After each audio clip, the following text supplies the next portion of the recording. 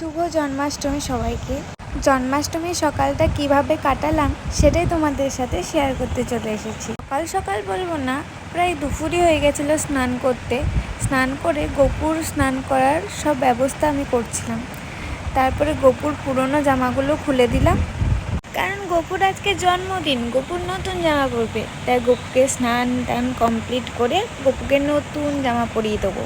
সবার প্রথমে স্নানের জলটাকে খুব সুন্দরভাবে গোলাপের পাপড়ি দিয়ে সাজিয়েছিলাম। তারপর ঘি, মধু, দুধ, গঙ্গা জল দিয়ে গোপুকে স্নান করিয়ে দিয়েছি। আর স্নান করাতে করাতে মাকে একটা গল্প শোনাচ্ছিলাম।